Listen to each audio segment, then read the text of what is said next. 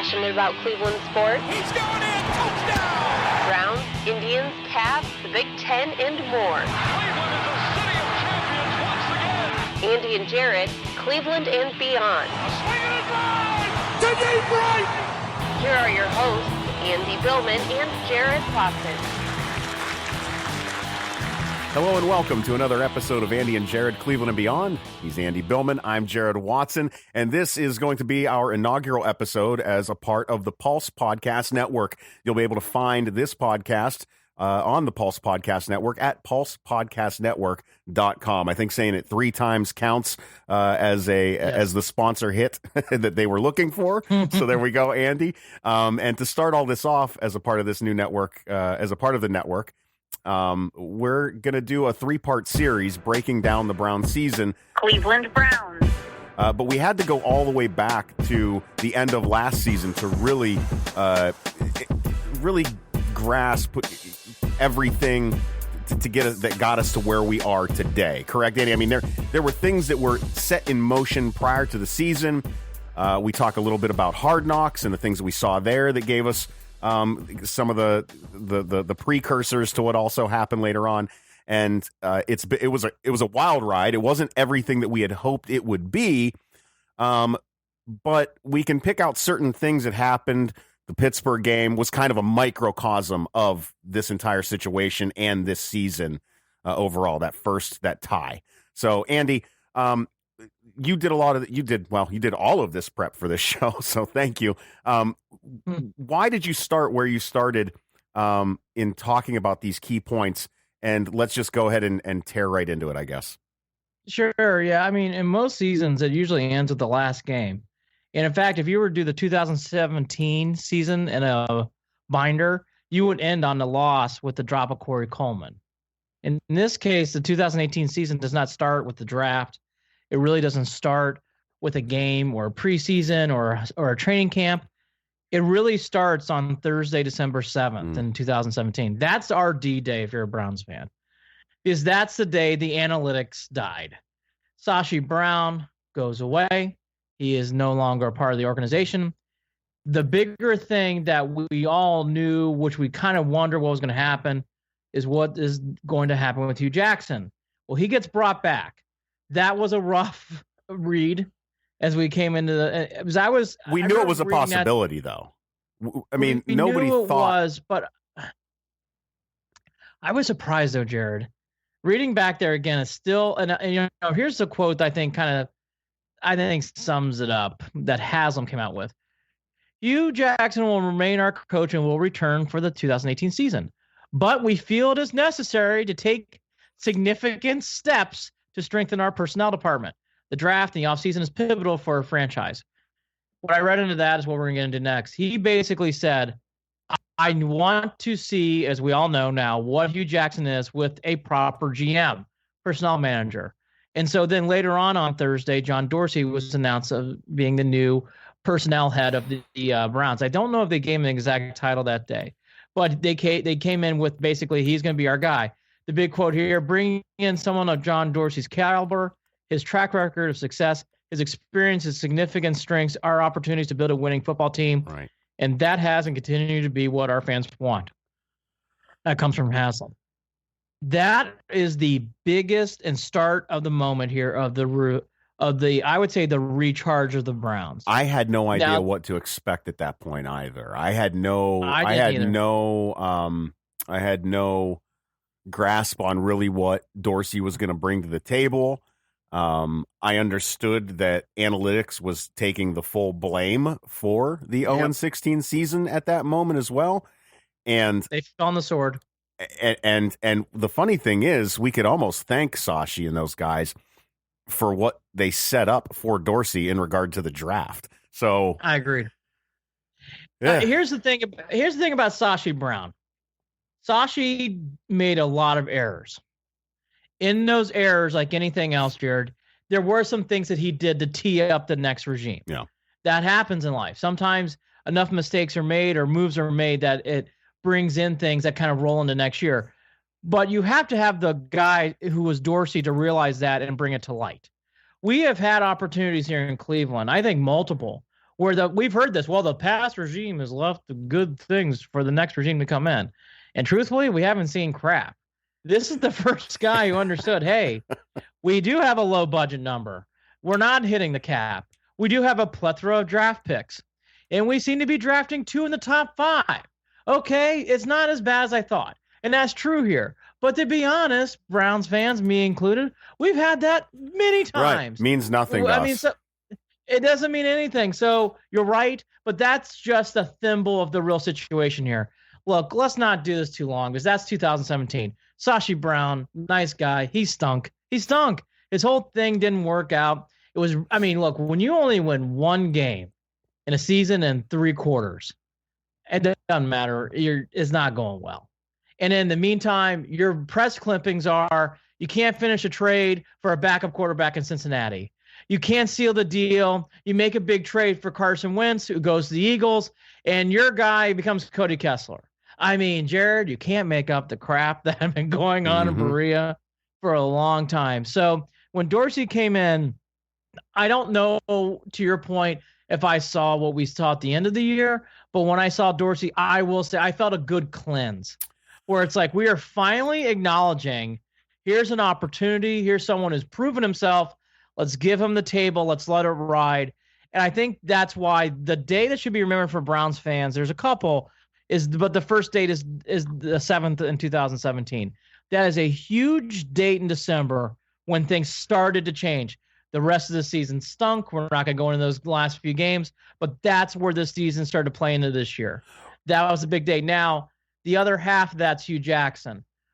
It's insane that they kept him. Well, it was insane too that he was still answering to Jimmy Haslam and not to John Dorsey, if I remember correctly. And I was wondering how long is this going to last? It was insane. Now, it was insane that kept on. It did not work out, which we'll get to obviously as we go on through this podcast. But I remember the time saying I think that's a strange, very strange move. And you brought up the other key point: the family tree was broken again. We're still here. And it's really, and by the way, what that allowed with the Hugh Jackson tree in there was allowed analytics to still have a vibe within the office. DePodesta and those guys were really pushed aside. But when you have a strain in your family tree, it allows for things and distractions to come in. Absolutely. So I believe throughout and I'm not saying it was bad distractions. I'm sure there were some good things too. But Dorsey was kind of dealt with this hand. We should really bless whatever the sun, Jesus, Allah, whatever. Thank God that he decided to come to Cleveland because honestly, Jared, you read this, it's kind of amazing he made it. And it's kind of amazing he took the job. So thank goodness, thank you, John Dorsey. I wonder what it was that would have attracted him to come here too. I mean, the more you think about it, the more unlikely it seems, unless he's genuinely that confident in his leadership skills and not overly confident. There's 3 types of people in the world. There's people that are overly confident in their skills and they're nowhere near being as good as they think they are, whatever it is. There's people that undervalue how talented they are at some things. And then there's the very few who actually have a good amount of self-awareness to understand really what they're good at, how good they are at it, and assert themselves in that way. And John Dorsey, for all intents and purposes, is that kind of guy. Is what it's turned out to be. It really is. It really is. Even in some of the decisions that we didn't agree with, as we'll get into going on throughout the evolution of this Browns coaching staff and some of the players on the field, we didn't necessarily. I know you didn't like a couple of them, but John was confident in every one of those decisions, and it seems to have gotten us to a place now where we're really looking forward to 2019. Who knew? Andy, who knew? No. I mean, but it did. And that's why, again, to really recap that moment in time in that day, thank you to John Dorsey for taking a risk on this. Because he took a risk. He knew the plantation was there. The fertilizer had been bought. He knew he was going to be able to really plant the crops he wanted to. But still, to take a chance on that, knowing that Hugh Jackson could defy things, could defy against you, it's still a huge risk. I thank him for that. That day should be the big day. And then as you continue on, you kind of go past 17. There's really no other moments to hit upon there. The other big moment, though, before the draft is on the 22nd when Haley is announced to become the OC. Now, that hire was a popular hire. I was reading back on articles in the last few days. That was, and by the way, I was one of them. I cared more about that one, I think, than the John Dorsey one. And for reasons why, not to go too far down his rabbit holes, it doesn't play into today. But the obvious reason was we didn't think Hugh Jackson could coach offensively. We thought he needed help. And I thought Todd Haley coming in there, knowing he was a Steeler guy, knowing they had the Parcells background, he was a former head coach with the Chiefs. It sounded like a good fit at the time. And by the way, I thought it was good too because I think I was going to press Hugh Jackson. Yeah, Hugh kind of dug his own grave with that hire at that point. That's how that played out. He was warned that they wouldn't get along at some point. He was warned, but I think for whatever reason, why he made that decision, you have to wonder how much Dorsey really said, "Hey, Hugh, I don't really know you that much. To make me feel more comfortable, can you hire one of these guys?" And maybe he selected Haley for whatever the reason being. But I will say again, the other reason why I thought Hugh hired Todd, because he knew his head coaching job was on the line, and he could no longer coach the OC and be a head coach. Yeah. He knew he couldn't do both anymore. So he had to get someone in there he could trust who had the resume, and Todd had the resume. But what the bigger thing here is, which we all know today, which we didn't know at the time, was when Haley put his staff together starting on the 24th of Wednesday, and he hired Freddie Kitchens. And that is another big date. Why did that happen? Haley's a Parcells guy. Another Parcells guy was Freddie Kitchens. Yep. Those two connected.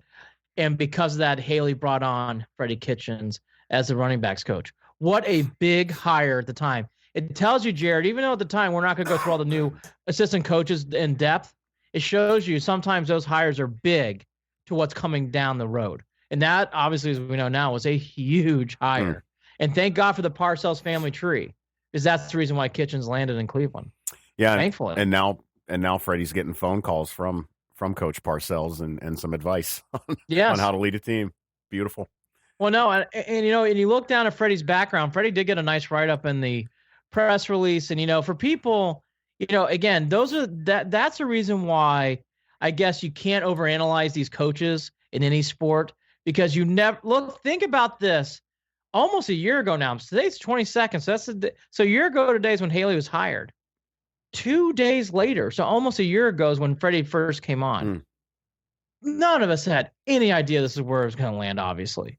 But it shows you how those decisions are just that important in case something happens that happened in Berea. Because you need people to go in there. So, yes, Todd Haley did not do a great job on the field, which we'll get to probably in part 2 of this podcast. But he hired a hell of a staff, including one Freddie Kitchens. Right, and we also don't really know whether part of Todd Haley's issues had more to do with him focusing too much on his disagreements with Hugh, that took away from his focus on the field. Whatever it is, I'm glad it happened. I'm fine with all of it. All of it had to happen. The breakdowns had to happen. The infighting had to happen. And John Dorsey watched it all and made his decisions. Well, yeah, it did. And I'll tell you the other big thing that I think hurt Haley, and he didn't know at the time, was what happened on the 26th of April on Thursday night. Right. He didn't know it at the time, but Mayfield being selected wasn't. And by the way, so let's get to that night. So, reliving that night and going back to Haley at the end, that night, it's obviously been publicized a lot in the last day or so from other beat writers and analysts and everything else about opinions and whatnot. To be fair to anyone, because I rewatched the ESPN coverage, I rewatched and reread a lot of things. The only guy I saw really champion Baker Mayfield was Kirk Herbstreit. Kirk Herbstreit was championing him on the draft telecast. He was championing him up until the draft. He thought he was everything that we saw from Baker Mayfield, Kirk Herbstreit saw the night of the draft. So kudos to him. And Kirk it's crazy to me. I had no clue, Andy. I was not going to be one of the ones who jumped on the Johnny 2.0 bandwagon. Sure. I sat back and I was reserved, and I thought to myself, I hope this works out. Again, it's another decision where I don't know what it is about this at the beginning of the season, Andy, but I had no expectations, good or bad, and I just wanted to see it play out. That's all I Right. wanted. And I got emotional and excited about Johnny Manziel, even though I knew it was a possible train wreck. For some reason, I thought it was hilarious, and I thought, well, let's see how fun this is. And it turned out to be not very fun at all. Oh, no, right. And I'll just say this, too. Going back to all this stuff, there were many people. I was more concerned. I like Baker as a college athlete. I didn't know it was going to translate to NFL. And again, myself and many others were on that wagon. Yeah. So, what I saw from the reaction of fans and looking back on it was tempered excitement to what you're saying, and people who were concerned or had their doubts. Okay. Right. So I think that I just want to tee that up by saying there are many people who felt that draft. Watching it back today, Jared, was surreal again, because you got reminded about there were more when they showed the fans in the draft room or that draft stage. Most Browns fans were not happy. Oh, they were even less happy on the next pick in the first round. Oh, correct. So again, let's not go too far down that road. I do want to give kudos to Herb Street. Yeah. Because he hit it out of the park that night. He hit it out of the park all off season. He said Baker, and he was all right. And not only was he right, he hit it 100% out. So that's the night that Baker got selected. And again, that goes back to Dorsey. Kudos on him. He had his plan. He had his staff vetted out. We, as Browns fans, it is the first time in the draft. I did not know what was going on. You always got a vibe for the Browns the day of the draft. Jared, even rewatching that, no one knew until the card was turned in. That's how secretive Dorsey and this group is, which I like, by the way. I think it's a good thing. Well, then, if you're thinking about that, there were certain times where certain things were leaked throughout the year. I might want to delve into some of those things. And I got to catch myself, too, to clarify. It was the pick prior to Baker that I was talking about. Denzel Ward's pick was scrutinized. And not Chubb. If not Bradley as much. Chubb. Yeah. If not, exactly. If not as much as the Baker pick, if not more. It was doused on fire. And again, to be fair to that, Denzel has been injured this year. Mm-hmm. And I love Denzel Ward. Denzel Ward, if he stays healthy, has a chance to be a Pro Bowler every year. He is a game changer. And we'll get into that more to do this podcast. But Bradley Chubb being a pass rusher, it makes a lot of sense. Again, if you have a stout front four, you can really do a lot with your team.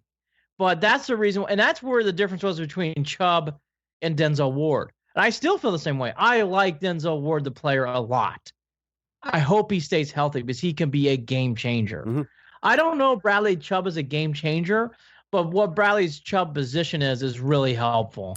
Because if you have a couple good pass rushers and good edge rushers and you solidify your D-line, it really makes everything go. Well, being able to bring 4 instead of 5, we've talked about this, makes a huge difference, especially especially now if we've got the solid secondary that we think that we have. That's my point. That, this coming season, maybe we'll be able to talk more about that. Yeah, if I were the Browns, and it's so Captain Obvious, focus on the D-line. I would focus on the linebackers as well. I think the secondary is what it is. You can do some things. You can always make tweaks, but there's been so much focus put on that. I'd love to see more on the defensive line. So Baker gets selected. It's a huge night. We kind of went through all that. Denzel Ward was a 4th overall pick. I kind of had a vibe about Nick Chubb. That was the one pick I had dead on. I love Chubb in Georgia, even though he was hurt. He was an excellent next round pick. So really what Dorsey did, which we all realize now, is he set up the foundation of Baker, obviously, Chubb, and Ward. And really those guys all played huge roles as we get in this podcast in the season. The bigger thing here, going back to Haley, we didn't know at the time, Jared, but really Baker became not an ally of those two guys, but became more of an ally of John Dorsey. Because when Baker did what he did as the season went on, that gave more clout to Dorsey. You could see that relationship developing early on. You saw it even with the video of Baker that the Browns put out, Baker dressing up as John Dorsey and doing the imitation. Yes. To be able to do that with your GM and your rookie quarterback, that says a lot about a relationship. He wasn't making jokes about Hugh, and he wasn't making jokes about Todd Haley. No, he wasn't. He was all in. And again, that was kind of a downfall for Haley. And we didn't know at the time. No one knew it at the time. Yeah. But what that did was it put another chip in the corner for Dorsey. And that played a huge role in this. And again, that night of the draft, the 26th of April. So, 12-7-17, 4-6-18. Huge changes of the guard and Berea. And that night, I think we all knew was a big change. Now, we've done these big changes before and it hasn't worked out. Mm-hmm. But you had to know, Jared, I mean, you won't go too far down this road. We've been there before with Johnny Manziel. I would also say Brady Quinn. Yep. We've had other moments like that in the past where we've had like, man, I feel like the Browns are taking the right step forward. That night definitely felt, again, like, hey, I think we're taking the right step forward, hopefully. Again, watching all the reaction was interesting that night of the draft. But you could feel the Browns changing. You could feel the mojo changing. And, that's probably at the end of the day, and now knowing who Baker is, that's exactly what Herb Street was right. Herb Street was right. It's exactly what Cleveland needed is what the Browns needed. 100%. I will never look back on that draft, Jared, and say they did the wrong thing. Never. They did the right thing. I don't know how 100%. you could. I don't know how you could. No, we wouldn't be where we are right now. That just wouldn't happen. And what I was glad that what we were able to do after. Well, go ahead, because No, the other thing that's going to come up is the Darnold thing. Darnold comparisons. I never wanted Darnold. Never wanted Darnold. Okay. Never wanted Josh Allen. I never wanted any. I had wanted nothing to do with them. To be honest, Andy, when we're talking about quarterbacks, in my mind, I thought we missed our chances when we didn't draft Garoppolo years ago. That was the guy I thought we should have picked. That was the only time I didn't even care about Wentz. I really thought Jimmy Garoppolo was the guy that slipped through our hands that would have helped this team out and been the next quarterback. That's just where I've been, and I didn't know how to change my mind on any of that because after watching the tape and everything, I've watched a lot of tape. That was in my mind who the guy would have been, and other than that, I didn't have an opinion. I guess at that point, I didn't have an opinion. Sam Darnold did nothing for me, though. Nothing.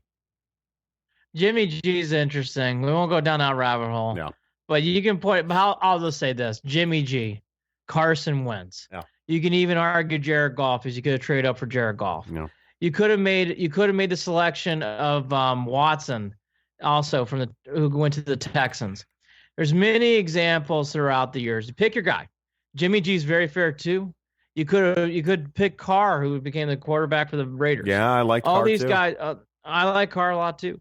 You pick all these guys, but the decision was made correctly. And even if Baker or something happens or whatever, I don't think it will, by the way. I think Baker's going to be wonderful. But in case it ever happens, I will never, ever discredit that draft pick. That was the right move.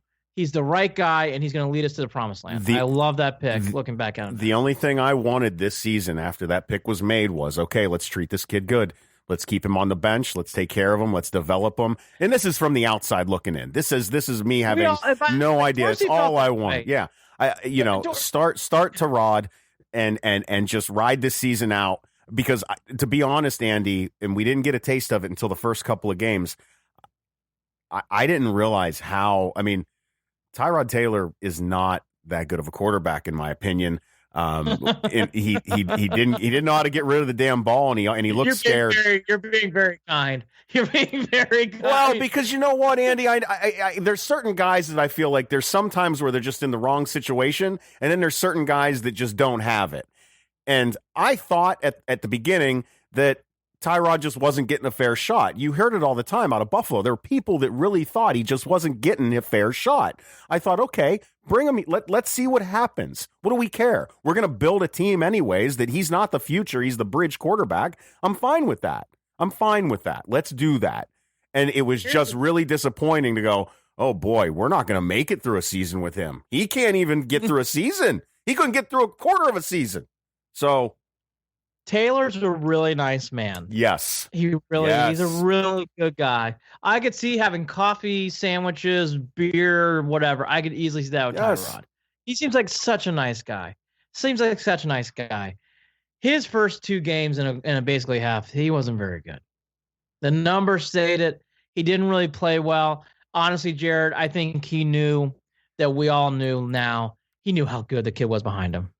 And I think he felt the pressure. Well, I'm surprised I he didn't honestly get a think at shot times as good as he was. Never got first team reps in the preseason, Andy. No. Yeah, no. Going to the training camp, and then we'll get to Hard Knocks next.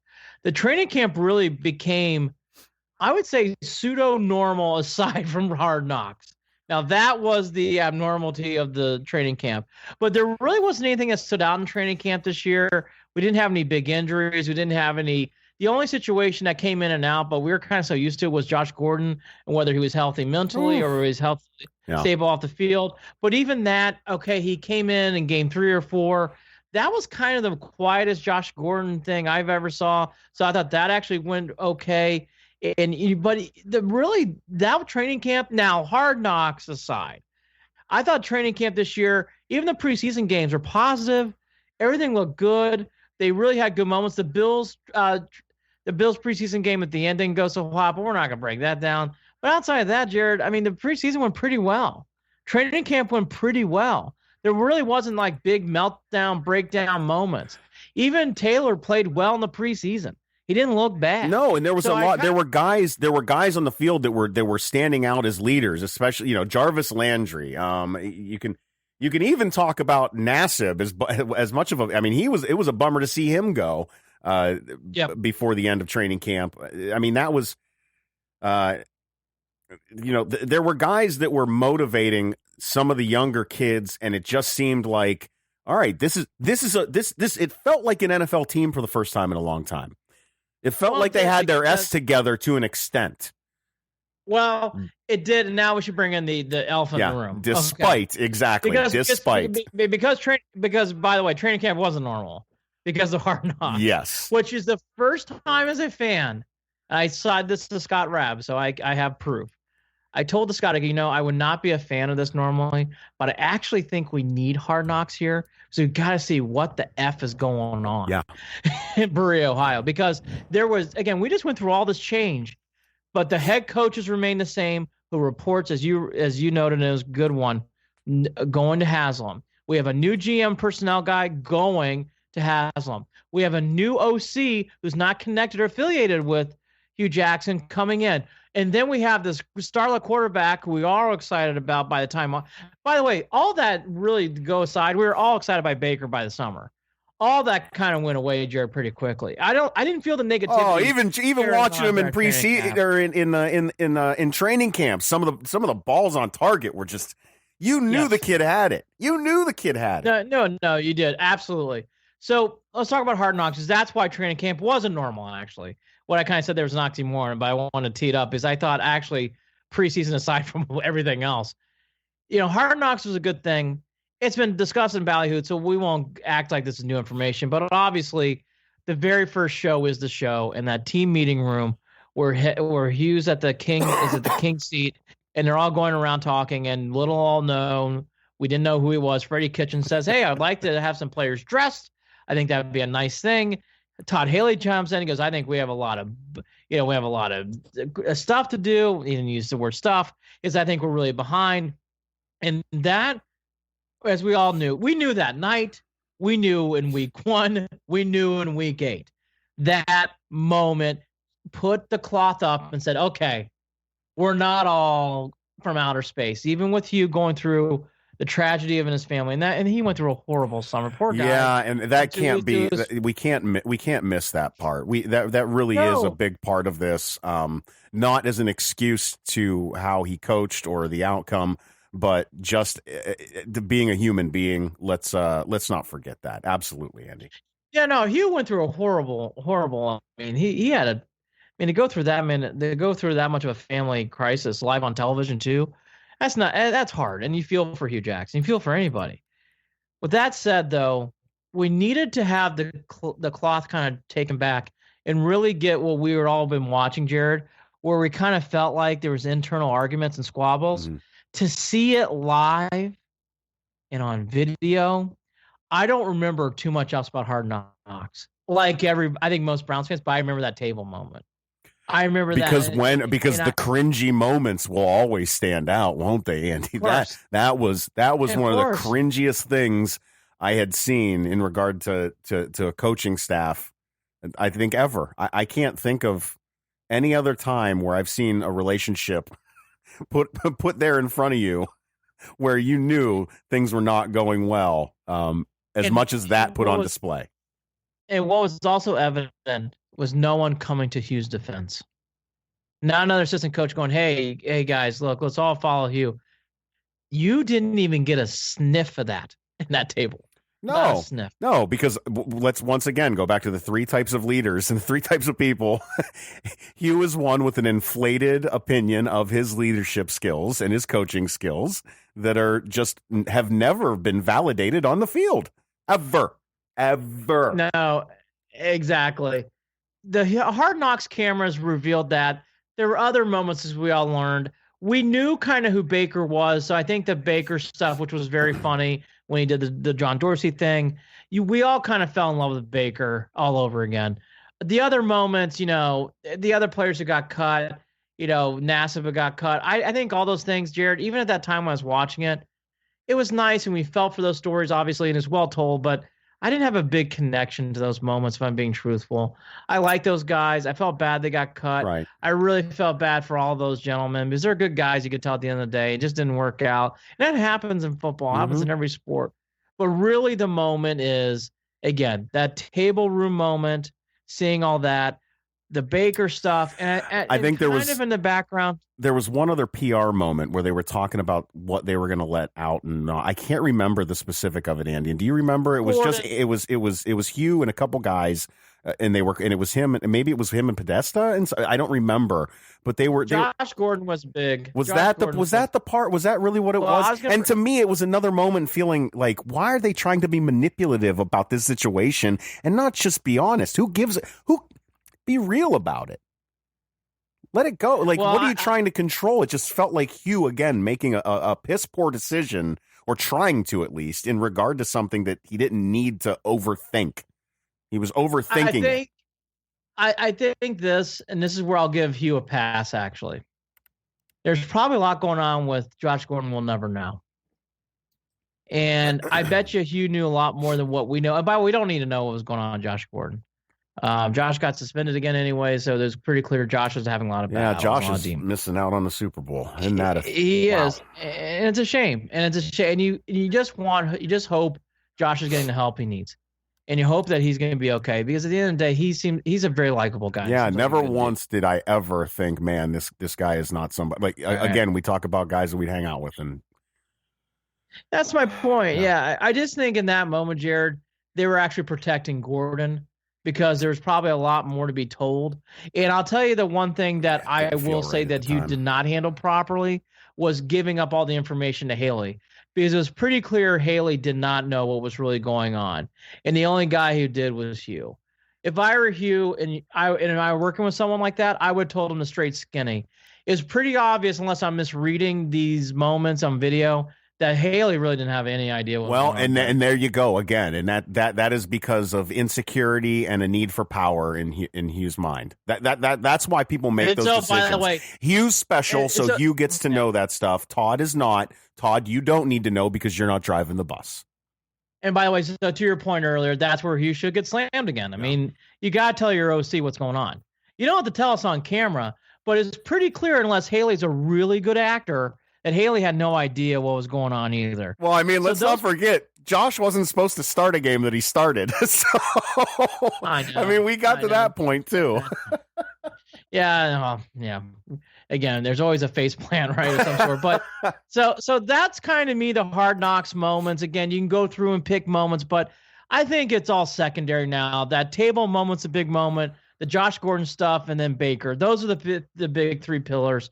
All those other storylines, look, they all got cut, so there's not really much to go through. But what Hard Knocks did was reveal what we all felt as fans. Is Hugh Jackson really in control of this bus? Probably not. And in fact, you're probably being driven by someone who's out of control. And that's kind of what we felt in that meeting. That's kind of what I saw that day in that meeting. I mean, he didn't have control of the meeting. He didn't have control of what was going on a day-to-day basis. In fact, he kind of acknowledged that. And that was the first moment, Jared, where we saw it. It kind of all led, again, I thought it was a positive preseason when you look at it. I thought the play on the field was very good. You could see the talent developing in front of our eyes. Yeah. And it all led to the September 9th game on Sunday, where the Steelers and Browns played. Before we even get into that game, the NFL has done no favors to the Browns in giving them tough openers. Because if you think about, the Steelers opening weekend with everything, that's going on, what a tough opening act. And again, it's the NFL. You got to be ready to strap them on. So let's not give too much of a pass here. But boy, out of all the games, and we had been getting used to watching middle of the season, end of the season with that rivalry, and then this is the first time they'd switched it up in the last probably 4 or 5 years. Opening act. This first game was kind of a microcosm of the season, and we're going to stop here tonight, then pick it back up in part 2. But, this was the tie. And you really read through the notes as we did today and to point out some things for people who forget. Browns were down at half 21-7. First half was very, very goofy. It felt like the Browns were playing in mud, literally. You saw, which we acknowledge all year, Connors ran all over the Browns, as really was the case for most of the year, the run defense.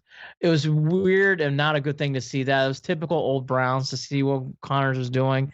The first half really was a microcosm of what we saw the last 2 years, where it's 21-7, felt like 31-7, not really sure where this is going, doesn't feel good. Hey, maybe this is back to the same old song and dance. I can't believe we're doing this again. And then in the second half, it's so weird. It's kind of what we saw in the second half of the season. The Browns make a good comeback. The first drive was great. Tyrod did not have a good day. He's 15 out of 40, really struggled. But his first opening drive in the second half was very good. It was tight. He moved the ball right down the field, got a quick score. It took really a Joe Schobert and Myles Garrett performance. They really played well on defense in the second half. People forget to what Jarid alluded to. They had 6 turnovers. Think about that. The Browns got 6 turnovers in that game. Tyrod threw 1 interception, but beyond that, 6 turnovers from the Steelers. Andy, that in itself was still between that and Zane Gonzalez. Those two things, the Browns should never have lost this football game. Never. Poor Zane. Well, and we also realized quite quickly how difficult it was going to be for the Browns to stop the run when a Steelers team missing their running back starts a kid, James Conner, who none of us know, and ends up running for 135. Like Conner ran all over us. Him and his bad haircut tore us apart. Yeah, he looked like Le'Veon Bell. And in fact, if it wasn't for a fumble, really Conner had a perfect day. Yeah. But he did have a fumble in that game. That was a big play. The big play in this game that kind of turned it around was a strip sack by Myles Garrett. It really put the Browns in a favorable position. And then, as we just acknowledged, he only had one play, but Taylor made a big throw to Josh Gordon. Gordon caught it, tie game, boom. You could kind of feel it felt like at that point for the first time in forever, like, oh my gosh, I think the Browns might not only win this game, I think they're going to win this game. The Steelers go quick 3 and out. And then kind of what we all knew later, Tyrod, Taylor and the Browns got the ball back, and what happened? Taylor throws a pick. And it kind of ended in going into overtime. The overtime was really a mess. Both teams staggered. Yeah. Finally, the Steelers got going, got some yards. Boswell, which I think every Browns felt like, oh, here we go. Boswell's going to make this kick. He hooks it. Boswell had a strange year too, by the way. Boswell missed a lot of kicks for the Steelers in big spots, including the Raiders game. So Boswell misses the game winner. Zane has a chance to get it back. So we all remember later. Schobert makes a great play, actually takes the ball down the field. Looks like the Browns are going to win this game. Here comes Zane Gonzalez for the game winner with basically no time left. And Zane, he doesn't even get the ball off the ground. It was like a skip in the mud. It really what was a deflating, and I think I might have earlier said lose the game. I don't remember if I said that or if I complained that they didn't win the game. But at the end of it, it felt like it didn't feel like it felt like a loss. It felt like another. I didn't know I was stuck. I was stuck in some sort of purgatory. I have to wait another week. What is going on here? The losing streak is over, right? But at the same time, you felt like you should have won the game. People were confused over whether the beer coolers were going to open or not. Then you had the whole thing, should we have lost the game? Because Boswell should have made that kick. Even in the rain, Boswell should have made that kick. He doesn't. So it was a very strange, and when you look back in that game and why it just really plays out to what we talk about later, very little Baker, very little Chubb, very little Callaway. And those guys, as we all know, as the year goes on, plays bigger roles. And what really defined the first 8 games, we'll get into, the defense leading the offense. Early on in the year, Jared, the defense really played a huge role of whether the Browns were going to win games or not. Kept the Browns in games, and it was with those turnovers. It was with forcing the turnovers. Yes. They had more takeaways. I mean, they had the most. It was probably the first 6, 7, 8 games of the season that they led the league in turnovers, I believe. I mean, I have to look back on those numbers, but yeah. And the other thing that came out, and it's a shame because we only remember the most recent. It was the birth of Denzel Ward. Yeah. Who had a wonderful game.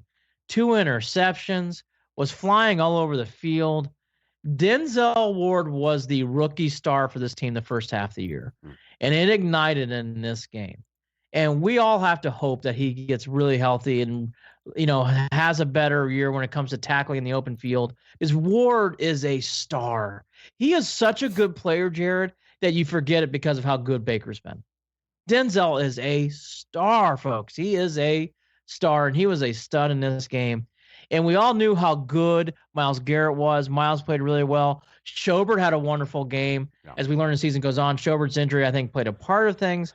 You also see Kirksey a lot in this game. He doesn't obviously play. But in this game, it's so weird because really up until the Steelers, as we'll do part 2, and that's where we'll go into next week, really the guys you hear about more in the first half of the year, you obviously hear Baker too, but it's really Denzel Ward, Schobert. You hear a little bit about Myles Garrett too. You really hear about those names, the defensive leaders, more in the first half of the year compared to the offensive guys. Yeah, started the season with, that was 3 sacks on Big Ben, and we protected the quarterback. That was another huge part. The Steelers gave us 6 first downs off of penalties in that game. Another example of how this game was handed to us, and we refused to take it. Refused to take it, and we're not prepared. We're not Didn't know how. It didn't know how. Yeah, but we just didn't have the parts in place because for how much I think they need a good backup running back, we really should have been reversing the running back situation. Chubb was your starter. Hyde was your backup. Evident in this game, too, is Carlos Hyde did not have a good day on the ground. No. So those were other things, too. Obviously, too, the offensive line was a mess at this point. That's something else we didn't talk about here today. That Greg Robinson was not playing right now. And the offensive line had a lot of trouble in this game. So this first game, it's amazing. It is really a long season sometimes. Boy, was it a long off season. And think about how much. Here's my point about the Browns. It's amazing they won 7 games in a way. Look how much happened, and we're only into game 1. And think about how much we just talked about here today in this podcast. The Browns really did jam a lot right before the first game. And so for them to end in a tie, I think we all wanted to win. We all felt it. I didn't like the tie at all. None of us did. But it really was kind of what represented the season for the Browns. They have improved. The losing is over, but we're not quite ready yet to become a big-time, splashy playoff team yet. We're not there yet. I thought the tie was kind of a microcosm of the year. We're going to see a lot better play, and you're not going to say we're bad. I don't think we're elite either. No, I think we're kind of in the middle. Not yet ready for prime time, I think was my statement to you a few times throughout this season. Yep. But boy, they better be ready in 2019 because they're probably going to be in plenty of primetime games. So not going to have a choice. Not going to have a choice. No. Andy, yeah. We'll do part. Yeah, that's what we're going to break up the rest of the season. We're going to take the next one up until the Steelers' second game. Second time we played the Steelers. Yeah, something happens after that game, and we'll get into that microcosm and that wild Monday. And we had talked about it we talked about it leading up to that week, Steelers week. We talked about it. So we'll save that for the next episode of this one here of the recap of Cleveland Browns 2018 season here with Andy and Jared, Cleveland and beyond. But now we're going to jump over into a wrap up of what ended up being, speaking of microcosm, the refs this season. You could take certain plays and call those, a microcosm of the refs their entire season. and how awful, in my opinion, the officiating has been, just by looking at the missed PI at the end of the Saints-Rams game. What a atrocious! I'm getting it out, Andy. I said it on Twitter, or I'm sorry, on Tumblr, where, Andy, my big issue before we get into anything else, I want to start with this. I want to start with these refs because I just don't understand how this is going to be allowed to continue in the future. You're talking to me, at least, about a Super Bowl that is tainted. You're talking to me, at least, about a Super Bowl that if the Rams were to win and beat the Patriots in this Super Bowl, I'm almost like, whatever. And I get it. Look, Rams fans, you don't care and you'll love it no matter what. But to the average football fan, it just feels dirty. At least to me, it feels that way. I feel like the integrity of the game is put at risk when the decisions or lack of decisions on the field affect the outcome of the game so blatantly. This game would have been over. The Saints would have clocked it, and they would be heading to the Super Bowl if not for that missed pass interference call at the end of that game. Look, there are people that are going to argue and tell me that I'm exaggerating, that there are missed calls throughout games throughout all this. Look, granted, got it. I understand that. But how many times can you point to this season that it was a decision towards the end of the game that really had an effect on the outcome of the game?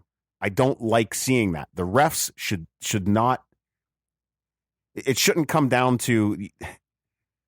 If you're looking at the refs at the end of the game, there's a problem.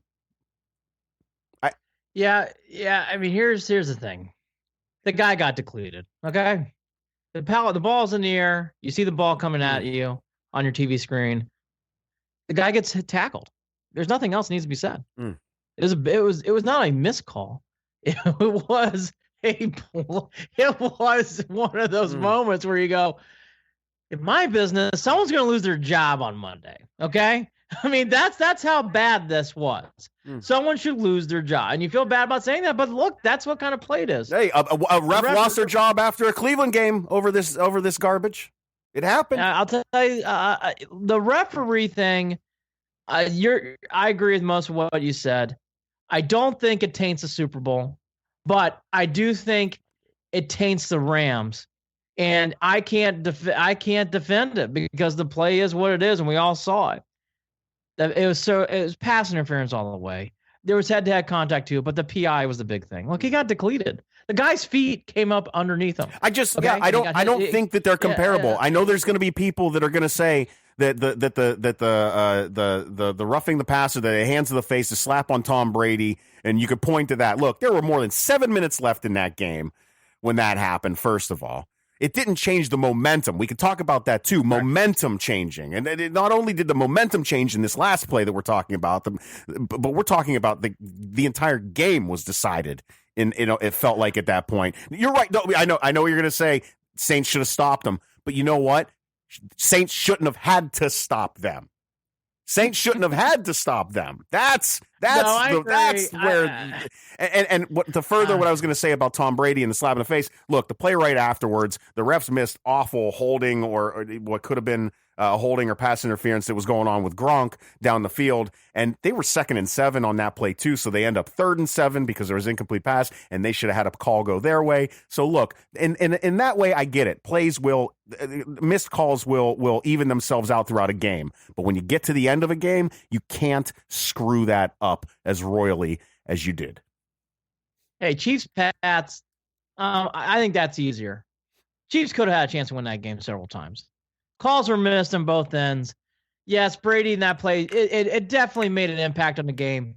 But the Chiefs gave up 3 times 3rd down plays. At least we're talking about how great that game was. That's what we should be talking about, how great the game was. It was a wonderful game. It's a wonderful game. And I actually don't want to put too much on it because your team and your players are on the field. But I agree with Jim Nantz. I think Jim was the one or his Romo. It was either one. But I think it was Jim. if you're Andy Reid, why in the hell are you not calling timeout at one time? After you get past the 30, you have got to be Jared. The one thing that I will say about the Chiefs game, I never felt like KC was going to win the game. Not once. And I never felt like, oh, KC's got this. Here they come. So that's why that game doesn't bother me at all. Look, the Pats were going to win that game. It was fun, but it was fun to watch, and we're talking about the game. Great game. We're talking about the game here, Andy. And look, and I want to say this too. I respect the Pats a lot. This is one of the Spurs and the Pats are two of the best dynasties I have seen in my lifetime. I never thought the Spurs would do what they did in the NBA court, and the Pats are doing the same damn thing right now in football. Unreal. It is unreal how those two organizations have dominated the two sports that they have over this amount of time. You know, the Warriors are great, and maybe the Rams will be these new teams, and hopefully the Browns will become one of these teams too. But what the Pats have done, I just want to say this first. I respect the Pats. It doesn't mean I have to like the Pats. It doesn't mean I have to want to see the Pats. But, you know, hey, with that said, the Pats deserve to win that game. They had to. I don't want to hear about plays. I don't want to hear about coin toss crap today. Look, stop the Chiefs. You're at home. I don't want to hear it. Well, Stop because the stop the Chiefs. Well, stop. The Chiefs. Pats. Yeah, exactly. Because what we're talking about here is what? How many was it? There were like three. I'm sorry. There were like 5 third and longs. How many third? Three. How many third and longs? 3. Yeah. That you had your chance. You had them stopped. And every time, I remember, I remember the last one, Andy, the last one, I watched Edelman switch his spot to the inside. And as soon as he moved right before the ball was snapped, I yelled to my wife, watch this slant over the middle again. Edelman's going to get this first down. And no sooner does the words come out of my mouth, he took that ball, he got hammered, and he held on to it. And I'm like, what'd I tell you? No, he's unreal how they pulled that game off. They're remarkable. They're remarkable. And the other thing is, too, real quickly on that game, the Chiefs was a joke. It was as bad as the Browns was at times in that final drive. Say that again. I lost you for a second for some reason. No, it's a joke. It was that defense, that run defense on that last play. On that very last play. That was the other thing I was texting you throughout the game. Here's more evidence that run defense matters. Swiss cheese. So the Chiefs didn't deserve to go to the Super Bowl. Again, the only thing about that game, let's go back to Rams Saints after that. The only thing about that game is I agree. I felt the same thing Nance said. I think Nance said it. You have to call timeout, Andy Reid, at some point. You have to stop this. It's not a fourth quarter. You're not playing a whole game again. Yes, you have 3 timeouts, but you have to understand the circumstances. Your team is gassed. Someone needs to call or rope down to Andy Reid like, hey, you better call timeout, bud. This is not going well. You knew after that last first down, it was a matter of time, and they didn't call timeout. They looked hopeless on the side. And the last ISO of Andy Reid, I'll never forget it. He looked hopeless. He was holding that card. He was hoping. And it's like, you can't hope. Make a timeout call. So making a timeout call, I think, would have gone a long ways. It doesn't mean that they're going to stop him, but at least it gives them a chance. They didn't do it. The Pats deserve the game. The other thing that got brought up, which I do want to mention quickly, and kudos to Tony Grossi who brought it up on Twitter, the deferring of the Pats the ball was that was a terrible play.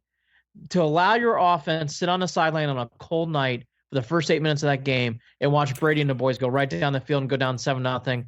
That was a terrible, terrible decision. As soon as I saw that they were going to do that, as soon as I'm watching the clock. I'm watching that drive. I'm watching the clock. Andy, Here it is. There were 3 total possessions in the first quarter. 3.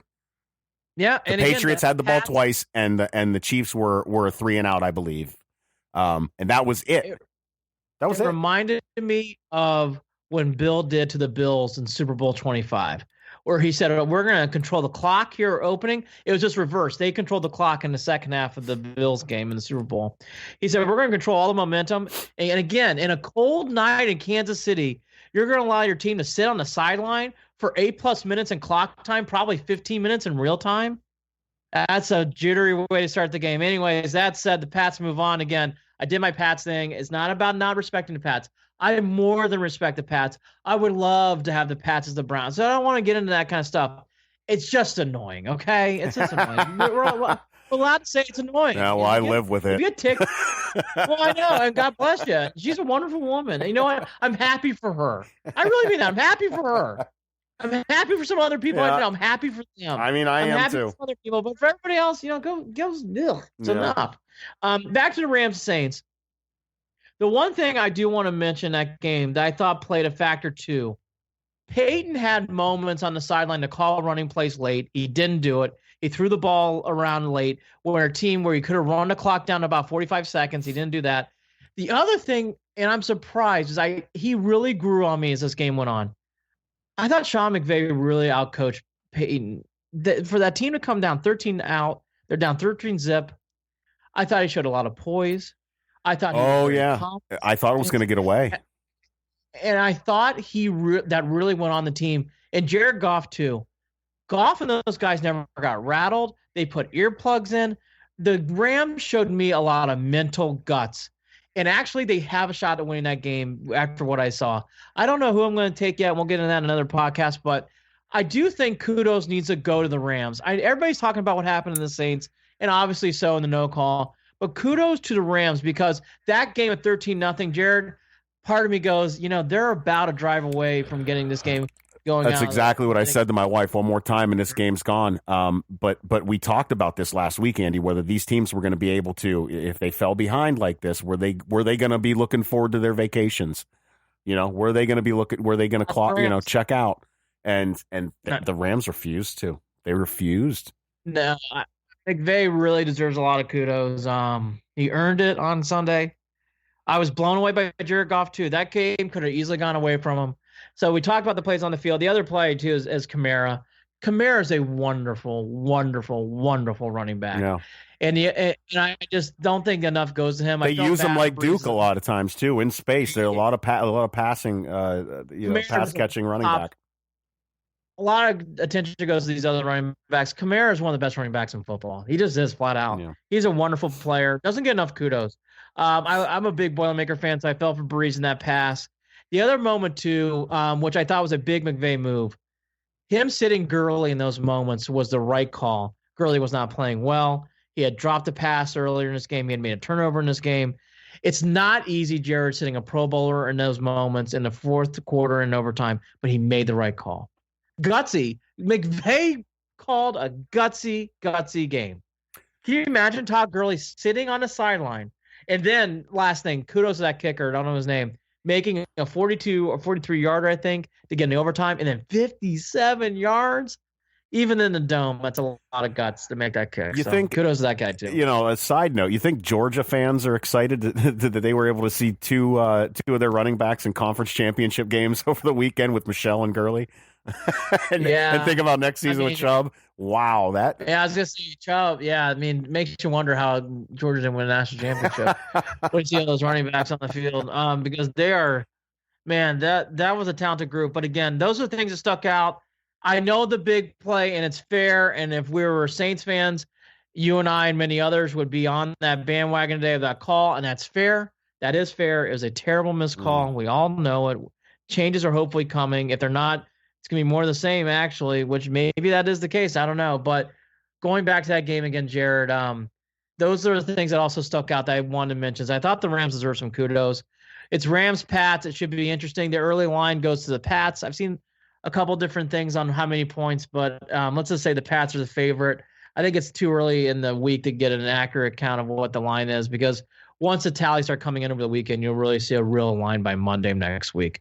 Pats are the early favorite. We'll go into that kind of stuff too next week. But with that said, there was not a dull. You could not have, for a very dull playoff run, even with all the controversy, you got two very exciting championship games. Yeah. Can't be two overtime games like that. I didn't miss 1 minute. I watched both games back to back, and I was excited the entire time. I had fun watching it, and I don't normally do that. I usually am the miserable Browns fan that wants nothing to do with postseason anything.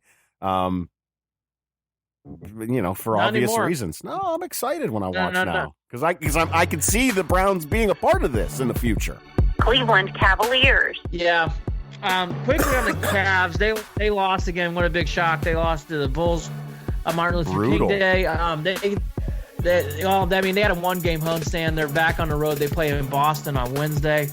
I just think this. We pulled apart the Cavs. I'm not going to do that today. No. I just find it interesting now that everybody's now piling on because the Browns are out. I've heard a lot from people in the press and social media not wanting to talk about the Cavs.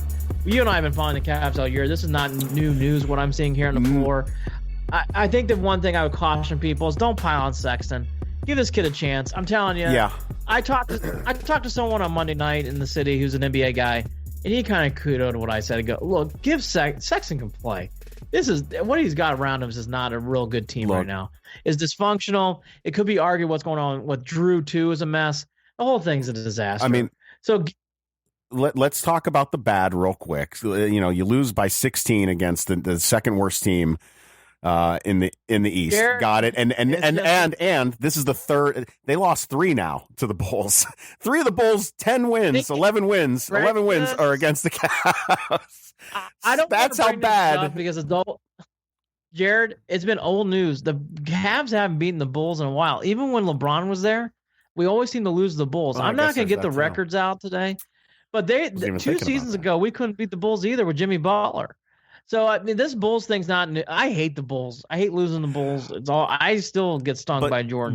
There's a lot of stuff, Andy, though, that when we're looking to the future, and this is something that stood out to me today, is if there's some dead weight that they can make moves and that'll help them with the future. I still don't think that they're looking to move Kevin Love. I don't think they're looking to move Tristan Thompson, especially with the leadership that he's given. So let's talk about this. You've got what does a team next season look like if it's Kevin Love, Tristan Thompson, Dellavedova, Colin Sexton, and then you're controlling your destiny with with in the future. Maybe not as deep of a team right off the bat, but with moving some of these other players that aren't necessarily helping you out. If you can, Rodney Hood to build on that. I mean, you're talking about being able to build a core of about 6 or 7 that you could possibly go into next season with and at least play watchable basketball. Here's what I would say. If it's Kobe Altman, great. They should take notes of what the Browns did. What Dorsey. Here's a moment to hire your Dorsey to get everything right. Maybe Dorsey is Kobe Altman. We don't know. In fairness, Kobe Altman hasn't had a shot yet. So maybe Kobe's are going to be our guy.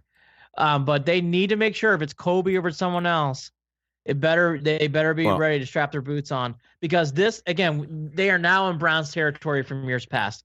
This drafts everything. Even Griff says, Griff even spoke out and said, expect the Cavs to start making some moves to try to get that base established, I guess. I don't know exactly. I'm going to have to go back and look at everything, but Griff expects it to happen. And in my mind, every time I hear anything that Griff says about the Cavs, because he still only says good things about that team, is why did he not pay the man? Oh, just give the man the $5 million. What I'm surprised, I like Griff a lot too. I am surprised Griff doesn't have another job yet. I guess he likes the NBA. I don't know if he likes the NBA world or there hasn't been the right job that's come across his desk. Yeah. Dave Griff's a good guy. It's hard not to be a Griff fan when you're a Cavs fan. Yeah. I like Griff a lot too, and he seems like such a good dude. So I like Griff a lot, and hopefully he's. I don't know. I don't want to do too much on the Cavs, because I think it's Captain Obvious. I mean, it's all about. You're going to hear from us next week. It's all about the draft. What do you think of next week? It's all about the draft. We're not going to trade Tristan Thompson. We're not going to trade Kevin Love. I mean, those are things you're going to hear. And honestly, I think even if you move a Rodney Hood, which I think they're going to try to do because he's basically not giving anything that's going to provide wins anyways at this point. Again, it's another piece missing. The Cavs, the thing is, we've made so many trades and there's been so many injuries, Jared. This team is just hogwash. That's why the last thing I'll say about the Cavs, don't judge Colin Sexton this year. No. I think people are making way too quick of a judgment about him. I think you got to give this guy time. I think the parts around him that I don't want to get. James Harden averaged 10 points a game his rookie season. So what are we talking about when we're going to beat up on Colin Sexton? Come on. Yeah, I like Colin Sexton. I think you got to give him a chance. Again, look at what's going on around him. Guys had quite a toilet flush of emotions from week to week. So let's give him a chance. Would be my thing. To wrap up the show now. Cleveland Indians. The things that we thought were going to be happening with the Tribe still haven't happened. Tribe Fest came and went. Another couple weeks to go. The rumors are still very dormant. Today, the Major League Hall of Fame came out. Mariano was the first 100% voter. Congratulations to him. Mariano, for how much we don't like the Yankees, Mariano is one of the best relievers we'll see in our lifetime. What a great player. Wonderful. Good to see him. Good guy, by the way, too. So even with being a Yankee, it's good to see things like that. Edgar Martinez also got in, I believe. I know Messina got in. That's for other people to debate. I know some people were a little rigid about him making Kurt it. Schilling was the first loser on that list, I believe, followed by Barry Bonds, and Omar Vizquel, of course, was only got about 48%, I think, of voting. So do you think Omar Vizquel's ever going to actually get in? I know that Indians fans really hope that he does, especially on his defense alone. People think he should. He actually has a pretty good bat. I do think Omar will get in. It's not going to be in the next 2 to 3 years, though. Yeah, agreed. I think part of the problem, and it's not part of the problem. Well, it is what it is. This overhanging fruit of steroids discussion is part of it. Obviously Bonds, Ramirez, Clemens, those guys are all hanging right there. Schilling not getting in is another example. Larry Walker not getting in, another example. Did Larry get in today? I don't think he got in today, did he? I don't believe so. Schilling doesn't do himself any favors either. Well, no, and people, again, in fairness, for whatever you believe, right or left, straight up, Schilling's plays on the field what we're doing here. Schilling should get in. Schilling was a hell of a pitcher. Right. Won a lot of big games. Good. Look, one of the worst. He did a lot of bad things with Ty Cobb. Have you ever seen the movie Ty Cobb, read his book? Ty Cobb was a bad guy. Yes, okay? Years ago. Didn't Ty Cobb kill a kid in an alley or something? Wasn't that how the movie begun? In an alley, blatant racist, womanizer, leading people on women, purpose. Terrible human being. Yes. Died of alcohol, basically drank too much and started coughing up blood. Cobb was not a good guy. He was the opposite of what Babe Ruth was. Except minus the partying was there with Babe, but Babe was all heart. But my point being is this whole you're going to have to clean out the Hall of Fame left and right if you're going to get bad people out, all right? Or people who don't agree with their politics or whatever. Well, all that to be said, I don't think Schilling's done any of those things that Ty Cobb just did, mentioning wise. No. But yeah, he should get in because he was a hell of a pitcher. I don't agree with anything he says usually, but he's a hell of a pitcher. he's a hell. Well, and looking at the voting, it looked. And forgive me if I'm wrong on this, but Bonds he's slowly moving up. I think as Bonds time goes on. I think Bonds and Clemens are interesting because early Red Sox days, early Pirates days, Bonds and Clemens are Hall of Famers. And they were clearly not juicing at that point. No, not back then. Are you kidding me? It was Bonds and Bonilla. I loved watching those Pittsburgh teams. They couldn't beat Atlanta, but they were fun to watch. And Clemens was great for the Red Sox. Yeah, it was great I saw Clemens. The first time I saw Clemens actually play was, and I know here's the wrap up that we're dragging out. My bad. Was CC Sabathia's first game. At Jacobs Field, I believe. I think CC went six innings of no hit against the Red Sox that game, if I'm not mistaken. I'll have to look back at it, but I think the Tribe won that game. It's one, yeah. So going back to Omar, I think he will. I think the timing's not right.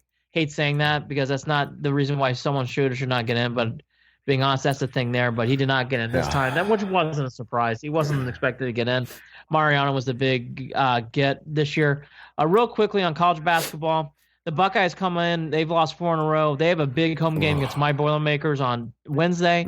I think they need that game, Jared, because after that they go on the road to Lincoln and then on the road to Ann Arbor.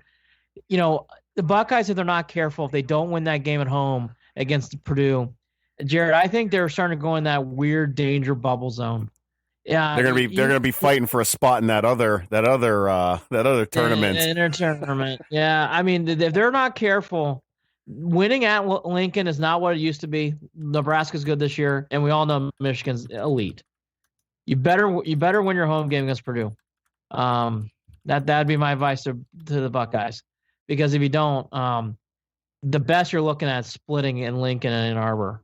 If you're not careful, you could lose all 3. Big stretch of games. Listen, the way that they're shooting and their disorganization, I can see them. It could happen, is all I'm saying. It could happen. It doesn't even matter if they're home or away. They're not playing well. And Purdue's playing really well. Purdue's coming off 3 straight wins. They won at Wisconsin. They beat Rutgers. I mean, and by the way, Rutgers beat Nebraska the other night. But they also trounced Indiana. Indiana's in a similar slump. Indiana and the Buckeyes right now are parallel. They had very good Novembers and Decembers, and they've really not played well since conference play started. And both teams are now not ranked and are really in a slump. So, anyways, not to go too far down the rabbit hole of college basketball, but that's interesting to watch. And it's a big week. Again, it's a big 3-game stretch here for the Bucks. They really, if they are really having tournament aspirations, you have to win 1. You would like to win 2 out of 3, but I think that's asking a lot. But it'll be interesting. It's an interesting 3-game stretch because you're coming in losing 4 in a row. You would hate to lose 6 out of 7 here. I'd like to win 2 out of 3 if you can, but that's gonna be tough. Boy, tough slate of games here for the Bucks. Big stretch here. The other things to watch, Duke lost, but Duke's still really good. The kid Jones got injured last week, so that's a big injury. And the last thing, Jared, on college basketball, Tennessee, for the first time, I believe in their history, they are number 1 in the country. Admiral, I watched in person, he's a wonderful player, and Rick Barnes done a nice job at Tennessee. It's good to see new faces and new places in Tennessee, as to see them ranked number 1 in the country. Not the female team. Yeah, not the female team and not the college football team, the basketball team. No. First, front, and center. And Rick Barnes is a good coach. And again, for people who haven't watched Tennessee, watch this kid, Admiral. He's a very, very big body and plays really well. Not a first-round pick by some, but I think he's got pro written all over him, whether it's over here or overseas. He's a good player. So kudos to Tennessee. And, just to wrap up, I'm excited to do these next 2 podcasts, and I'm really excited to be a part of this network with you. I think it's going to be fun times ahead. And our next podcast, I think we're going to look to do is next week because there's really nothing else. If people want to break down Celtics Cavs, we'll do it on Tumblr or something like that. If you're really looking, if there's any big trades, we'll do that with the Indians. But we'll look to do 2 podcasts the following week. This week's kind of a one-off, leading off into the weekend. Yeah, so if you get a chance, download the Pulse Podcast Network app. You can download it on the iTunes store. I'm looking at it right now. I'm actually downloading it right now. This is our first official show that we are doing as a part of the Pulse Podcast Network. We are the Cleveland Browns podcast for this network. We are not the official Cleveland Browns podcast. I'm still trying to figure out the wording on this so that we don't get ourselves in trouble, Andy. But we are the Browns podcast for the Pulse Podcast Network. We are not affiliated with the Cleveland Browns. There's got to be a way to make sure I do it the right way. Whatever you just said, I'm all for it. And we're looking. It sounded legit. We're looking forward to continuing this relationship and seeing where it goes. And hopefully, you download that app and listen to the show and enjoy it. And shoot, I mean, send us emails, send us your opinions, your questions, your comments. Andy and Jared at gmail.com. Also, check out our websites. You can get there by either going to clevelandandbeyond.net or by heading there at andyandjared.com. Both will lead to the same website where you can find all of our podcasts as well as commentary through our Tumblr feed that's linked on there. Shoot us emails, all that good stuff is right there at your fingertips. Andy and Jared, Cleveland and Beyond is the name of the podcast. He's Andy Billman. I'm Jared Watson. Andy, any last words you want to throw in here before you look like you had one more thing you wanted to say? I was amazed. You just said everything you just did. That was really impressive. I don't want to step on any anymore. I think that was really cool. I can't wait to get in the second half of the podcast here, but I'm just amazed by your beauty, what you just did there. That was impressive. Hey, that was a rip. That was a rip of information. Well, right at you. Well, stay tuned for the next one that we're going to record as soon as Andy and I can hammer down a time, and we'll knock out part 2 of this look back on the Cleveland Browns 2018 season as we gear up to survive this Cavs season and get into the Tribe season. And hopefully we have some moves to talk about with the Indians at some point as well. So thanks for tuning in, guys. Andy and Jared, Cleveland and Beyond, part of the Pulse Podcast Network. Take care.